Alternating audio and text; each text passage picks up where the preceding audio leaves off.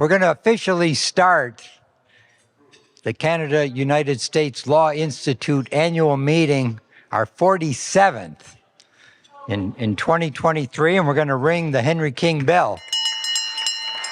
So welcome, everyone.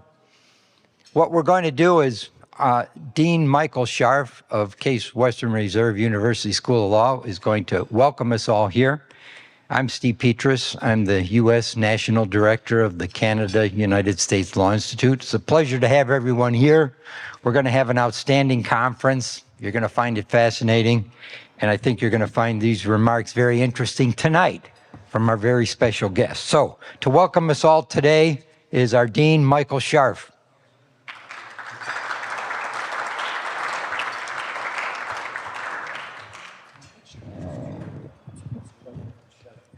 Testing. Okay, there we go. All right. Hello, everybody. As Steve said, I am Michael Scharf. I'm the co-dean of the law school. I've been privileged for the last 10 years to have that position, which comes along with being the co-president of the Canada-US Law Institute. And it has been a wonderful 10 years to get to know our board and so many supporters and all of you who've come year after year to these great conferences. CUSLI plays an incredibly important part in our international law program here at the law school, which is now ranked among the top 10 in the nation. Our Jessup International Law Moot Court team was competing in the international rounds, as was Kai's from our sister school, Western Ontario. And our team, we're thrilled to report, had the #1 oralist in the world.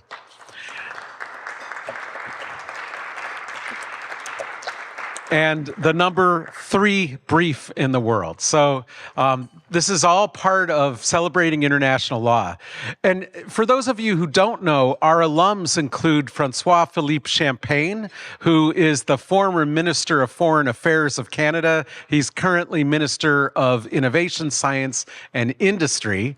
And I'm happy to announce that just 2 weeks ago, one of our alums, Austin Fragaman, gave us $1 million to support our immigration law clinic. So the program continues to grow.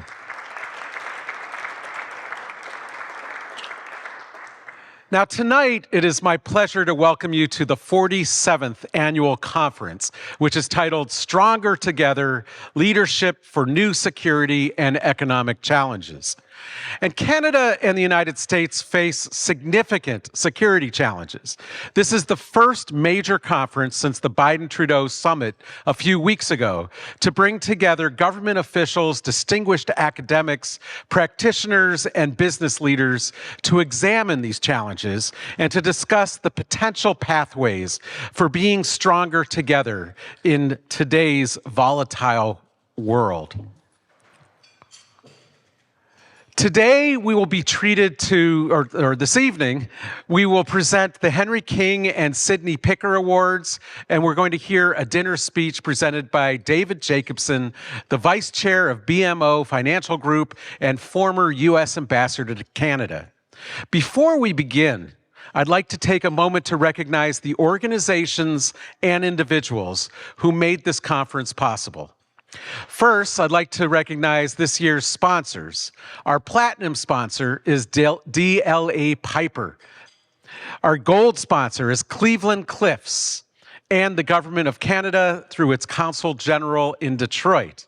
Our bronze sponsor is Formica Corporation, also the Barrington America, the Ontario Power Generation, the Government of Quebec through its representative office in Chicago, and the law firm of Taft, Stettinius, and Hollister. Our community partners are the Greater Cleveland International Lawyers Group, the Cleveland Council on World Affairs, the Council of the Great Lakes Region, and the Wilson Center through its Canada Institute of and the Northern District Export Council, and also the Ohio Aerospace Institute. So that's actually more in a variety of sponsors than I think we've ever had. And it's very exciting to have all of you being part of this. But none of this happens without the members of our executive board, who together help us decide what the conference topic will be. They help solicit and obtain these amazing speakers that you'll be seeing tonight and tomorrow.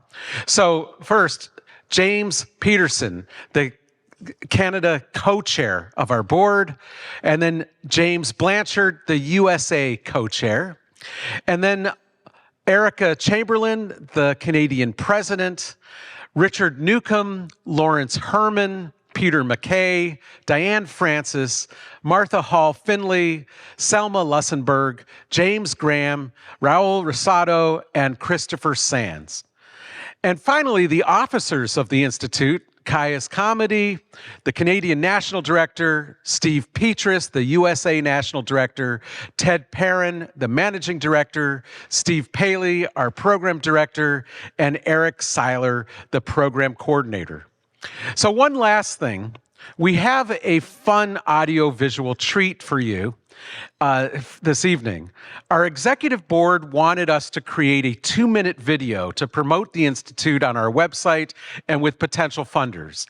So Steve, Stephen, and Ted drafted a wonderful script, and I suggested to them that we should get James Earl Jones or Morgan Freeman to do the voiceover.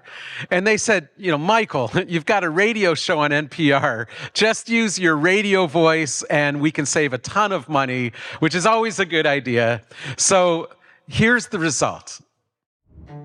Founded in 1976, the Canada-United States Law Institute, CUSLI, was the first academic organization designed to explore legal and policy issues affecting the Canada-U.S. relationship. CUSLI is jointly administered by Case Western Reserve University School of Law and the Faculty of Law at the University of Western Ontario.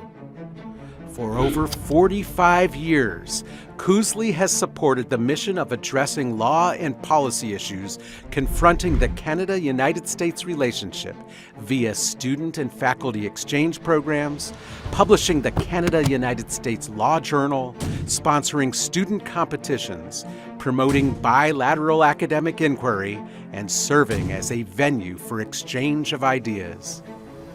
CUSLI is proud to have hosted numerous prestigious academics, government officials, private practitioners, and business leaders at its annual conferences and experts meetings. CUSLI was the first organization to feature Supreme Court justices from both the United States and Canada at a conference.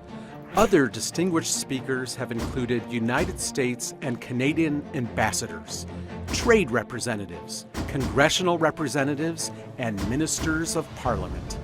Our events serve as unparalleled learning and networking opportunities. U.S. President John F. Kennedy once said of the Canada-United States relationship, quote, "Geography has made us neighbors, history has made us friends, economics has made us partners, and necessity has made us allies," end quote. CUSLI was established with the importance of this relationship in mind and will remain committed to furthering it in the years to come.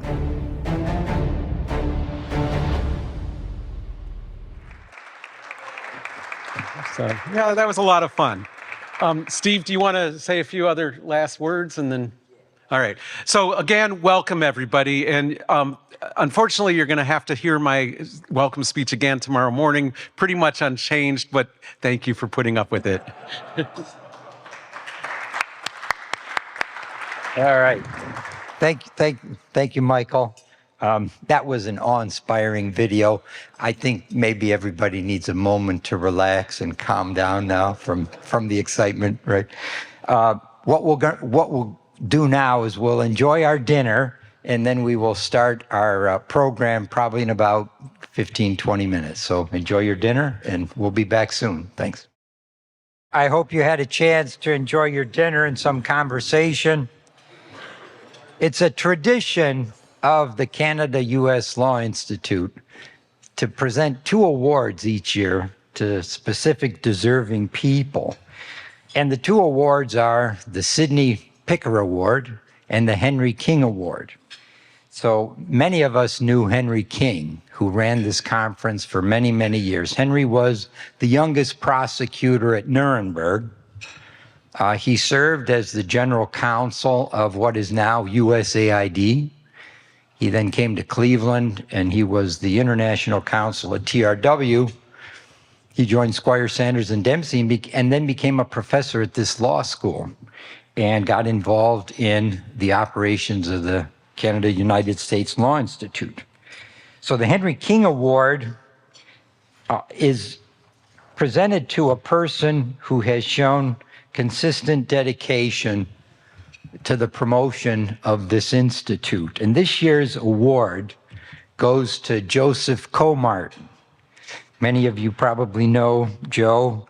Joe was the Consul General of Canada in Detroit. Unfortunately, Joe could not be here tonight because he has a prior travel commitment. He expressed his regrets, but during his service as Consul General, Joe was a dedicated supporter of our conference, and he always made sure that the government of Canada was a sponsor of our institute. He himself had an amazing career. He was an outstanding lawyer in Windsor, Ontario. He became a member of Parliament, representing his district for many years. And then when he retired, he went into public service for the government of Canada and eventually became the Consul General in Detroit. So in recognition for all that he has done, we present to him the Henry T. King Award. So Joe, in your absence, congratulations.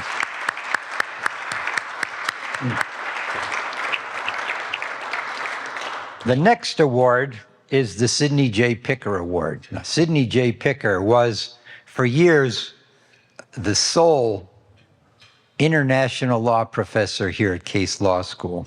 And in 1976, he founded the Canada-United States Law Institute because he thought that it was important to have an institute dedicated to the legal, policy, government relations issues between our 2 countries.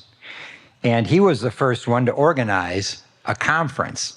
And as you saw in the video, he got justices from the 2 Supreme Courts to attend. First time ever that justices of the 2 country Supreme Courts attended a conference. Sidney was a dedicated member of this institution for many, many years, and he passed away several years ago. But this year's award winner is Peter MacKay. Peter MacKay is a member of our executive committee, and many of you probably know Peter MacKay because Peter MacKay is a very well-known politician in Canada. He is a member of the Conservative Party, has held very esteemed leadership positions in that party. He's a member of Parliament. He practiced law, became a member of Parliament, and he actually served as the Attorney General of Canada and the Minister of Defense of Canada. Now, Peter is supposed to be here, and he thought he would be here. Unfortunately, he had to attend a service today for a dear friend, and so he could not attend, but he will be here tomorrow. In fact, he is going to be the moderator for our North American Security Panel. So, in honor of Peter's tireless work for this institution, his service in finding us speakers, promoting our cause, giving us his sage advice and insights, we present to him the Sidney J. Picker Award. Congratulations, Peter.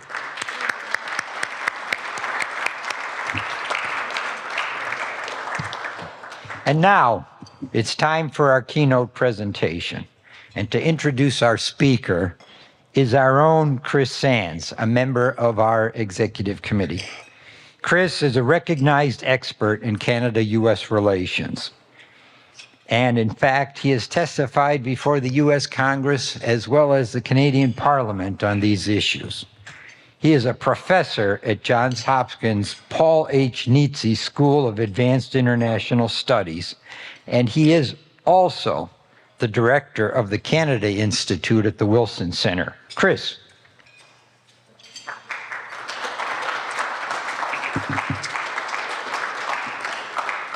Well, thank you very much, Steve. And it is a great honor to be able to introduce Ambassador Jacobson to you. I can tell you that Ambassador Jacobson and I have like this connection. I teach at Johns Hopkins. I went there for grad school. He was at Johns Hopkins for his undergrad. I studied Canada. He became ambassador to Canada. I got involved in a law institute with no law degree. He actually has a law degree from Georgetown. In many ways, he's the man I always wanted to be. To give you a sense of his career, he is, as we earlier said, he is the vice chairman of BMO Financial. BMO, for those of you who are not Canadian, is the Bank of Montreal, which owns Harris Bank of Chicago, a very significant presence in the United States. And this is a role that he performs extremely well. He was a member of the Woodrow Wilson Center's board, which is presidentially appointed. We were really lucky to have his leadership at the Wilson Center. And he remains today a member of the advisory board for the Canada Institute. And I remember when my predecessor, Laura Dawson, who's been at many of these meetings and is a really terrific person, when she chose to move on, one of the first calls I got was from David Jacobson saying, would you consider coming over and keeping the Canada Institute going? And I have to say he had me at a low, because if he asked me to do anything, I was pretty much ready to do it. And to give you a sense of that, I taught for a while at a business school in Bellingham, Washington. And Ambassador Jacobson was the ambassador in Ottawa at the time. But because I was in Washington State, I was close to the Consul General, and I knew some of the people in Vancouver who represented the United States there. And I got a call. And the call was, help. I said, what do you need? I said, well, Ambassador Jacobson's coming out to see us, and we've got a big event for him. And I said, right? They said, well, we're having it at the Simon Fraser University campus in Surrey, BC, which is relatively new and shiny. And they said, we didn't realize that they don't do much Canada-US relations in Surrey. And so we don't have a lot of people. And I said, okay, fine, I'll get you a crowd. And so I went out there. I found out I could rent a bus, not just a bus, but like a motor coach with Wi-Fi and air conditioning for like $400. So I rented the bus and the driver for 8 hours, and I just advertised on campus, I'll take any student who wants to go. Have to bring your passport. We went up, and we were late, of course, because I'm always late. But we arrived, we came into the auditorium like a flood. We filled all the chairs, and it was a great event. Of course, Ambassador Jacobson charmed everybody, because I have to say a lot of the kids there were so excited, not just because he was the David Jacobson, and not just because he was ambassador, but because he was a personal friend of Barack Obama's, who was a pretty cool president. And so this was the highlight of their careers. And we had a great speech, all went really well. And I will never forget what Ambassador Jacobson said to me afterwards, which was, I know you're a Republican, so don't ever do this Insta crowd stuff for any of your Republican friends, okay? Just for me. And I have kept that rule. I only do big crowds for David Jacobson. David was Barack Obama's ambassador in Ottawa. He brought forward one of the most, I think, golden age is too much to say, but one of the more positive periods of cooperation between Canada and the United States. He has been dedicated to good, strong Canada-US relations ever since, and I think his presence here, not just because he's the guest speaker, but he has been here year on year to support our work here in the Canada-US Law Institute. And I well remember that when he came some years ago while he was still ambassador, he was encouraging us to host a meeting to help found the Council of the Great Lakes region, a group that Steve Petrus is still involved in. We gave birth to it here, and it was because Ambassador Jacobson saw the value of regional groups to bring people into the Canada-US relationship. This is not a relationship between Washington and Ottawa.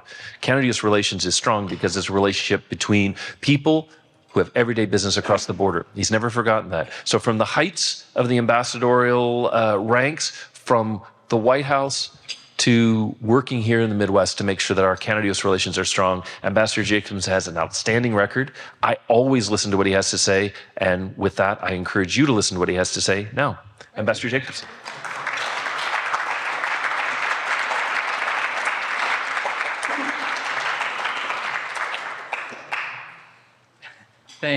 Thank you, Chris. I remember that event.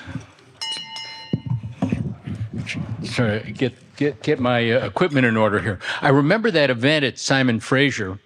I thought all those people were there because I was going to be there. It was, but it was great. It is great to be back here. As Chris said, I have been here several times, but I haven't been here in a few years. I look around and I see an awful lot of friends, and it's great to be back. When we had the awards that were given out, I was reminded that a few years ago I got the King Award, and not unlike Chris's nice things that he said, a couple of which might have been true. There were all these nice things that were said about me when I got that award, and I remember distinctly what I said when I accepted that award. I said that I was reminded of Larry King when he received, I think it was an Emmy Award, and he got up there and they had said all these wonderful things about him. And he says, you know, that's all well and good, but I'm still bald. And that's kind of the way I felt then, and it's kind of the way I feel now. But I haven't grown any hair since then.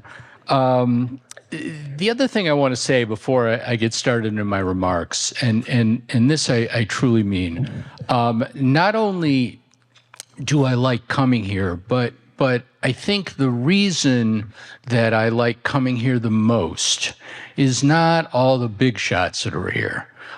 It's the students who are here.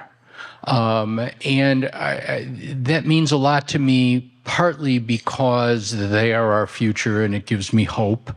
But we're here at a law school and they're not here to study civil procedure or torts or contracts or something.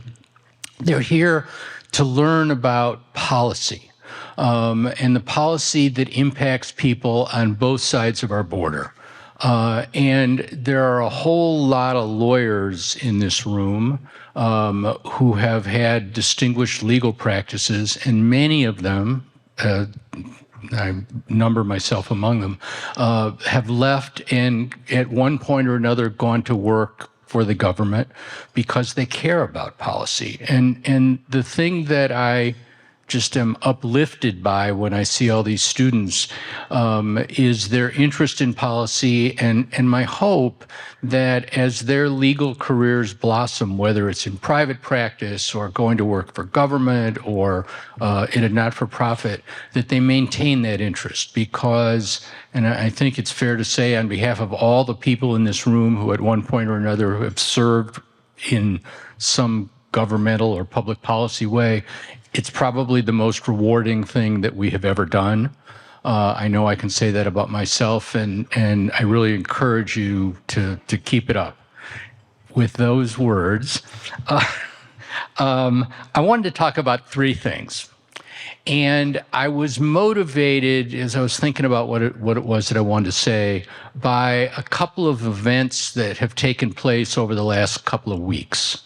The first one was the visit by President Biden to see Prime Minister Trudeau. And the second was a conference in Toronto about 10 days later. It's called the Canada-US Summit.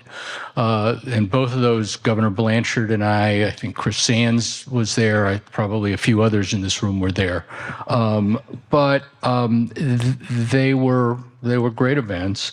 And the three things that sort of came out of it that I wanted to talk to you about are: the first is a little bit of the behind the scenes of a summit meeting between heads of state, in this case, presidents and prime ministers, and kind of what takes place in the room and how does this all come about, which is very different from what at least I thought was the way it worked before I was involved in it. The second, not surprisingly, is the state of the Canada-U.S. relationship, where it is. And then the third, and probably the most important, is where do we go from here? How do we make a good relationship, even better? And can I get some water?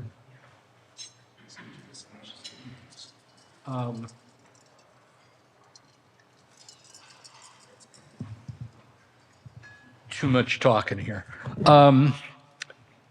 For those of you who think that at one of these summit meetings, the president and the prime minister, or any two heads of state, they sit down in a conference room and they look across at each other and they say, well, what are we going to talk about?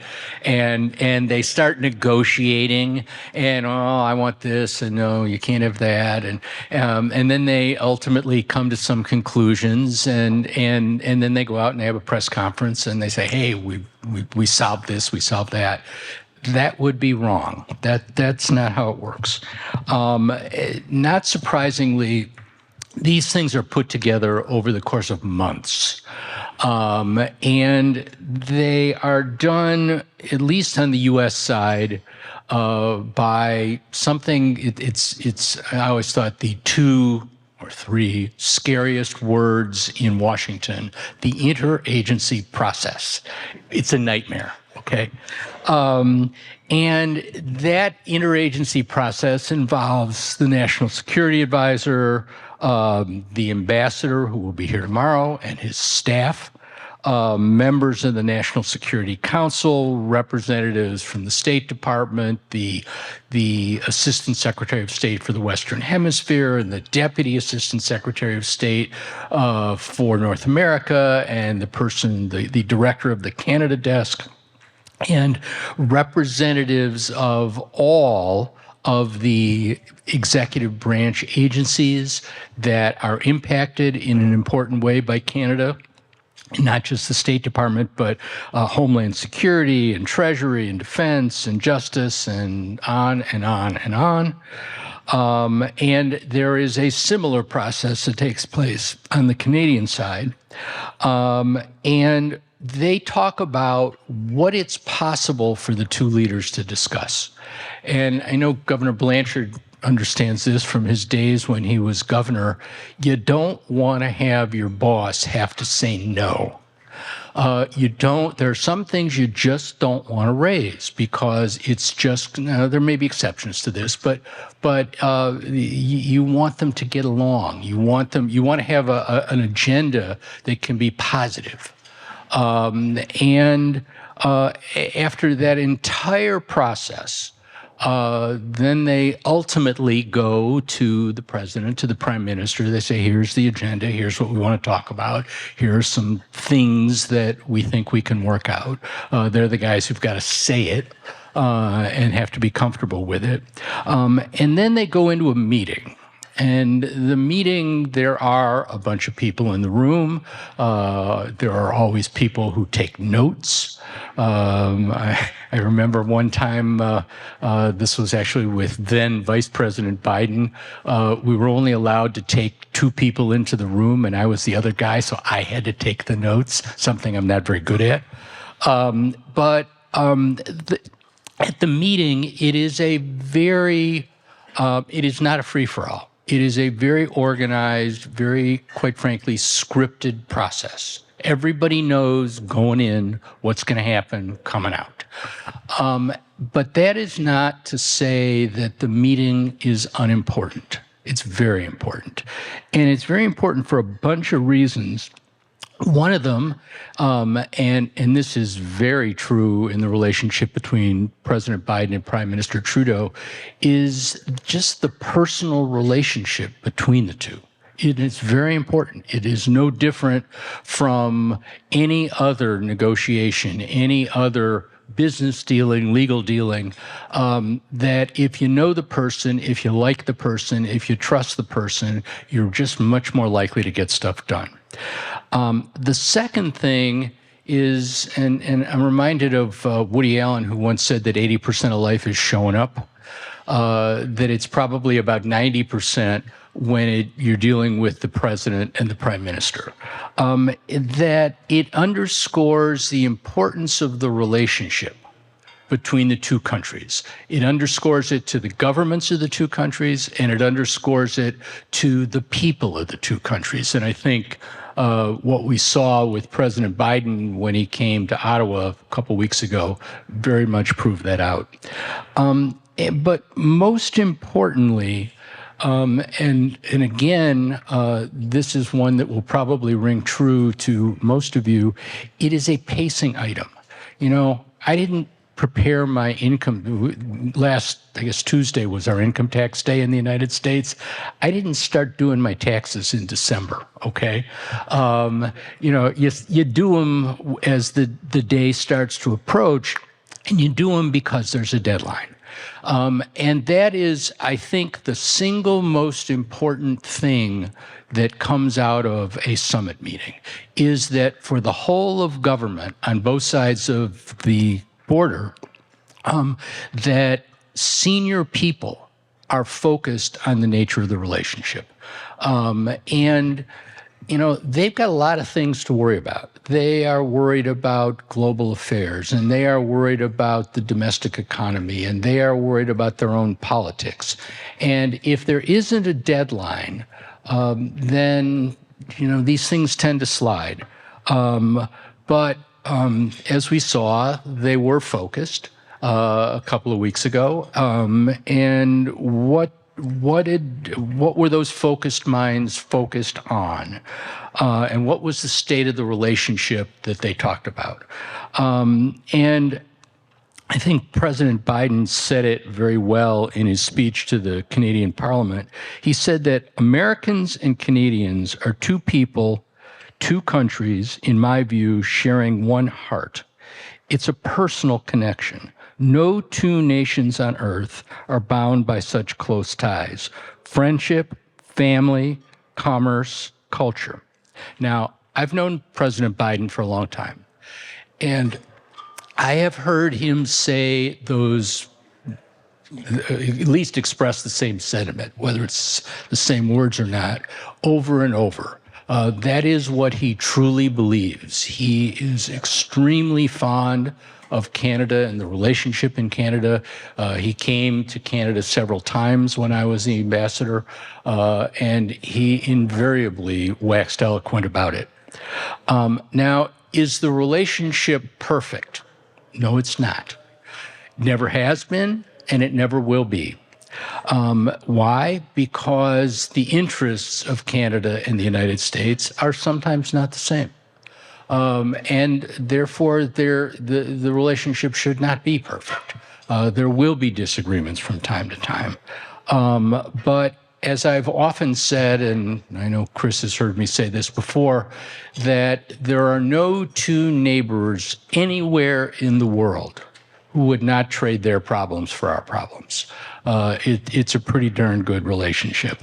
Now, at this point, I was going to read the quote from President Kennedy that you saw up there, and I was much distraught when I saw that I was beaten to the punch. But I will say two things about it. One is that it is actually carved into the granite in the wall of the embassy in Ottawa. It's one of the things you see when you walk in there. And the other thing is there is a line at the end of it that was not in what was up there. That wasn't the whole quote. The quote was that, and it's the last line that's my favorite. He said that geography has made us neighbors, history has made us friends, economics has made us partners, and necessity has made us allies. And then he said, those whom nature hath so joined together, let no man put asunder. And those words are as true today as they were in 1961 when President Kennedy said them to the Canadian Parliament. So the relationship is strong, no question about that. It's not perfect, no question about that either. how do we make it better? And there are two kinds of issues in my mind, and to me, I always want to keep them separate in dealing with the relationship between the United States and Canada. There are let's call them the geopolitical issues, which tend to be win-win. You know, if we win the war in Ukraine, it's probably good for both countries. And then there are the bilateral issues. And those bilateral issues tend to be zero-sum issues. Somebody wins, somebody loses. And because we share so many values so deeply, whether it's our belief in democracy or human rights or equality of opportunity or so many others, that focusing on those win-win geopolitical issues are the way to further cement the relationship. The issues, and y'all know them, but obviously Ukraine and Russia, China modernizing NORAD, working together in the Western Hemisphere, Iran in the Middle East, and so many others. And then you have the bilateral issues, these zero-sum, somebody wins, somebody loses issues. And many of these are the same issues today that existed 10, 12, 14 years ago when I was back in the golden age of Canada-U.S. relations. I'm not sure that's true, but I liked it. But there are Buy America provisions. These days, they're in the Inflation Reduction Act and the Bilateral Infrastructure Bill. Back in my day, there was the Obama economic rescue plans that had Buy America provisions, and there are others. Softwood lumber, I remember as I was headed off to Ottawa, somebody, I think it might have been Governor Blanchard even, but somebody said to me, there will be softwood lumber problems between the United States and Canada for as long as there's softwood lumber. And so far that's been proven true. The Columbia River Treaty, it was a problem then, it's a problem now. The U.S. access to the Canadian dairy market, I remember fighting that one out 10, 12 years ago. Various tariffs, there's just so much more. And these all need to be addressed. And this is really kind of my point about that. But the way to get those bilateral issues resolved, or at least some of them, or ameliorate them, is to work together on these bigger issues, on what I refer to as the geopolitical issues. And the reason is that working together on these win-wins creates goodwill. And I will tell you, back when I was the ambassador, and I suspect that Ambassador Cohn tomorrow will say the same thing. I know Peter MacKay would say the same thing because he and I have discussed it. But oftentimes when I was the ambassador, Canada wanted something, whatever it was. And as long as it wasn't inconsistent with our values in the United States, it wasn't something that was horrible for us, but we didn't really want to do it, we'd do it.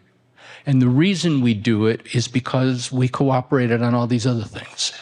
And it worked the other way as well. Obviously it's a back and forth, which kind of brings me to an article that I read this morning in the Washington Post, and some of you may have seen this. And I begin by saying, I don't know anything about this other than what was in the newspaper. It may be true, it may not be true. But in the Post this morning, they talked about one of the things that was leaked in the gaming site leak documents, God help us. But one of the things that was leaked was that not only has Canada not met its 2% of GDP budget for defense, which was committed to in NATO, I don't know, 15 years ago. And it's now a little bit under 1.4%. Not only that, but that according to this leaked document, that Prime Minister Trudeau told his NATO counterparts that Canada would never meet the 2%. And the reason that I raise this is, again, I don't know if it's true or it's not true, but to me, it's a perfect example of what not to do in order to help solve some of the bilateral issues in both directions that are very important and legitimately very important to segments of the Canadian public or the American public. That it's one of those things that causes governments to lose confidence. And I'm sure that there are things elsewhere in those leaked documents that are not so good for my side. But the fact is that when we cooperate in those big things, the smaller things just get worked out. And so if you ask me, how do we make a really good relationship better? The way to do it is to work together on the big things and let the smaller things sort themselves out. And with that, I'm happy if we've got a couple of minutes to answer any questions that any of you have.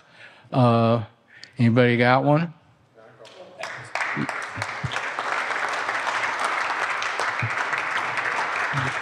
Bruce? Probably the only thing I've ever agreed with Donald Trump on was requiring You're one ahead of me. the EEC countries to devote 2% of their GDP to defense. And they weren't standing up to the plate. He made some of them do it. You know, I didn't realize that Canada had not, you know, been in a similar ilk. But, you know, I find it interesting that you point that out. That commitment was made during the George W. Bush administration. It's been around for a while. Various presidents have emphasized it more vocally. Clearly, President Trump, who didn't always observe some of the diplomatic niceties, was, to put it mildly, I'm not here to be partisan, but he didn't. You know, he made it clearer. There are, I just saw something the other day of the NATO countries. There are like 7 or 8 that have met the requirement, and a whole lot that have not.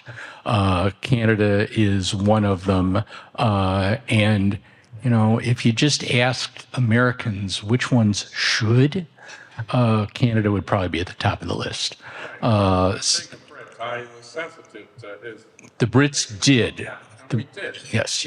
And more power to us. But other European countries did not.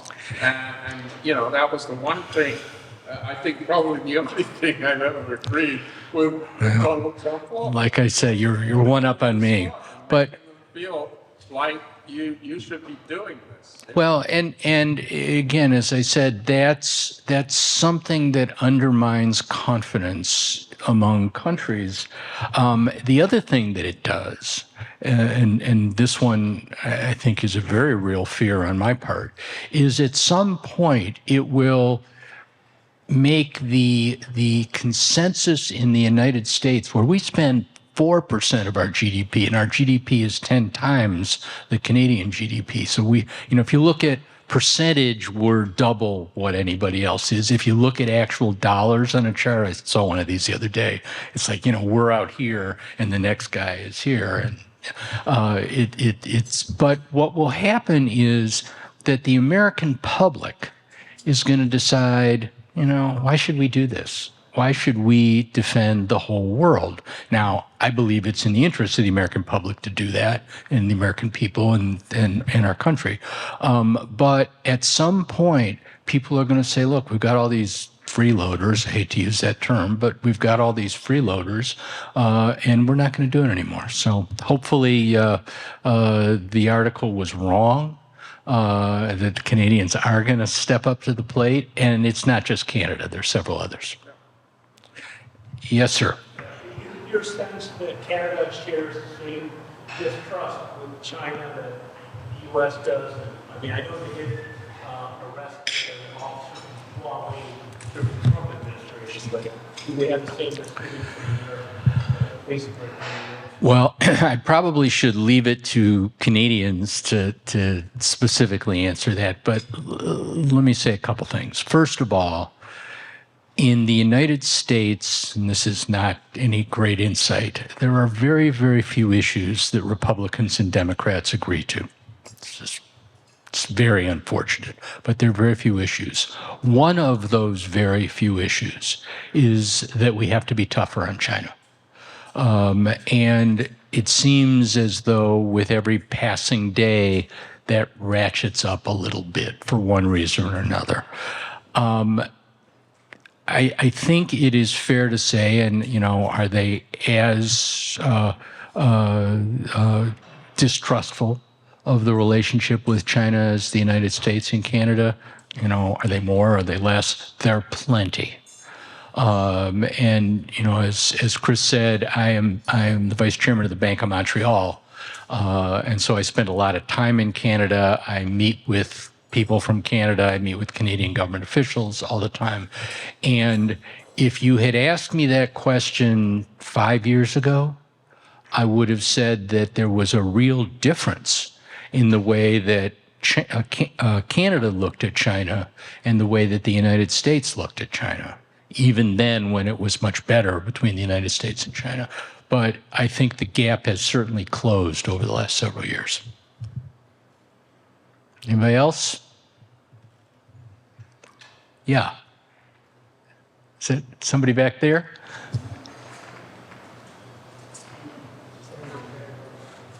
Yeah, go ahead. It's your turn. Going forward, do you think that Could you maybe stand up or something? going forward, do you think that the differences between the ideals of Canada and the US are going to converge or separate further? Like I said, I love it when students are here. And I assume are you a student? Okay, right. Okay, that's even better. I think, first of all, obviously no one knows the answer to that, but I have long believed that the United States is a leading indicator of Canadian sentiment in almost everything, for better or for worse. I think that Canadian politics is trending toward the mess that we have in the United States, quite frankly. But it's not there yet, fortunately for Canadians. But as a general matter, for a lot of reasons, one of them is we do have this core of values that we share, and so it's easier for Canadians and vice versa, but it's easier for Canadians to adopt some of the views that Americans have. They watch American media all the time. They read American newspapers. I remember when literally the first day that I was in Ottawa, I was invited over to see the Prime Minister. I was quite frankly scared to death. I'd never met the Canadian Prime Minister. And I got over that. But one of the things that I remember him saying to me was that Canadians pay more attention to American politics than they do to Canadian politics. And I thought, he's just being nice to me. But over time, I came to believe that was true. So to answer your question, there are a million values and there are a million things and there are some things because of historical experience that are harder to come together on. But I think that they tend to be trending closer and closer together. Again, for better or for worse. Sometimes it's good, sometimes not so good. All right. I see another hand back there. Yeah, so I was wondering, I know you mentioned kind of emphasize working together as well as kind of the differences in bipartisanship that have drawn us apart in some ways in this country. And I know that, the former president kind of has undermined the agreements between the two nations. So I was wondering kind of going forward, how you would recommend people get involved to kind of uplift the relationship between the two. You should come to the Canada-U.S. Law Institute meetings. And I'm not, as the president would say, that's no joke. I mean it.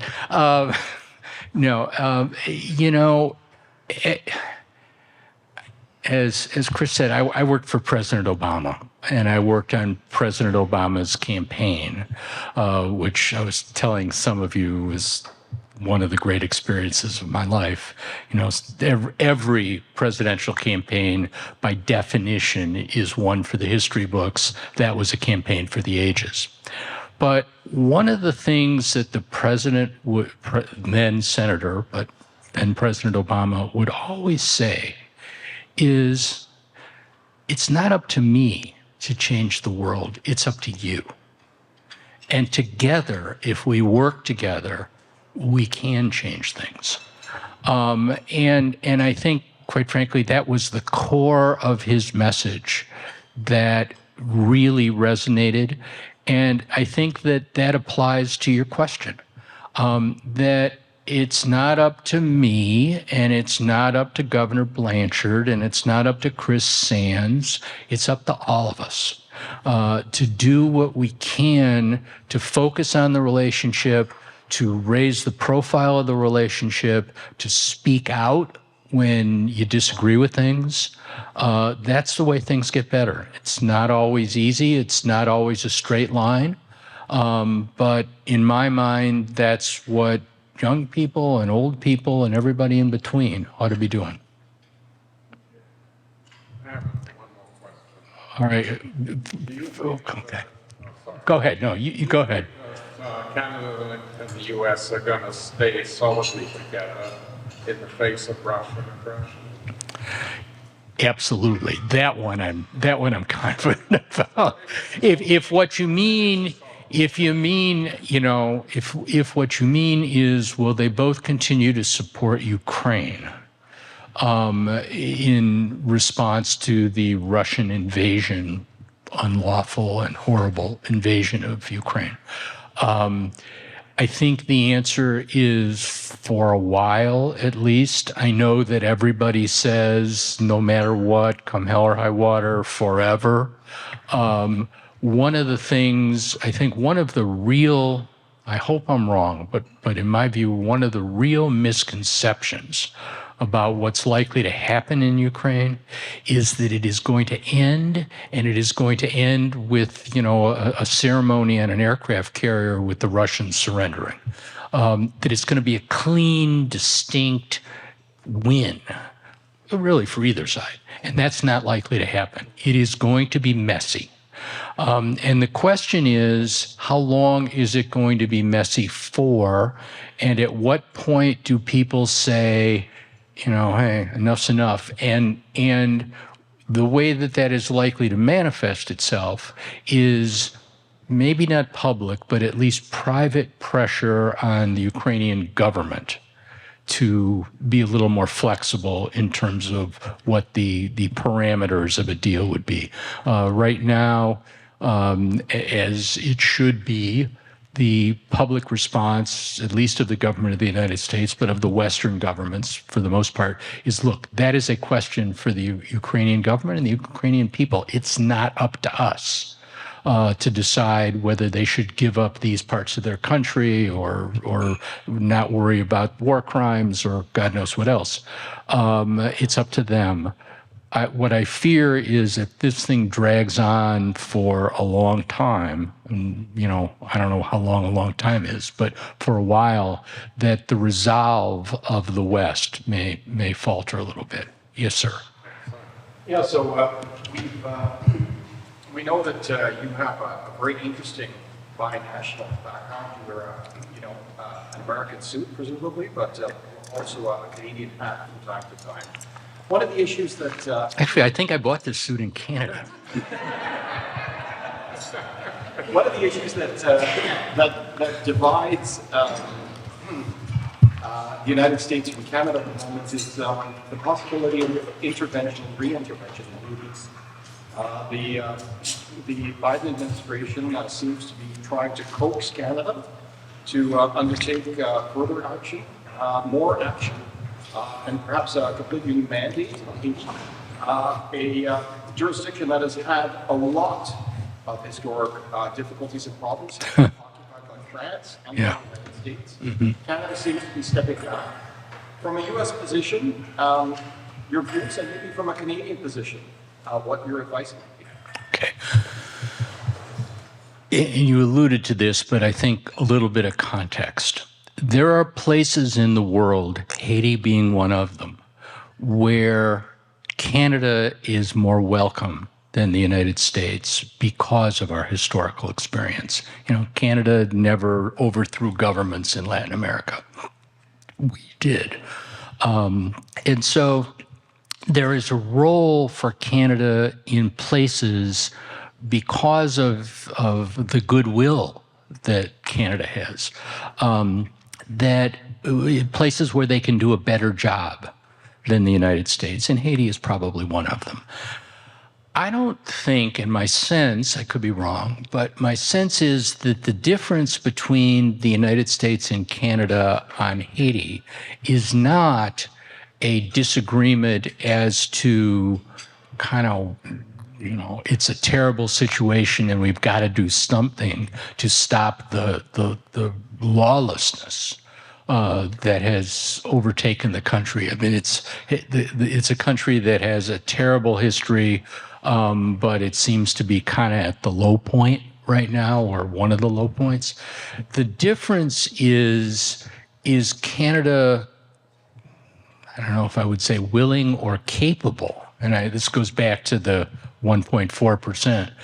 Can they do it? At some point, one of the things about the military, and I'm not a military guy, but one of the things that I have learned about military engagement is you can't do everything. You never have enough bullets, you never have enough tanks, you never have enough soldiers to do all the things that you want to do. And you have even fewer tanks and soldiers and bullets if you're spending 1.4% of your GDP. And so I think the difference between Canada and the United States is less on what ought to be done than whether Canada can do it. And it's a horrible situation. It's just a horrible situation. But I don't think the Canadians are likely to start sending troops in. All right, anybody else? We got one more? All right, I think we're out of time. Thank you very much.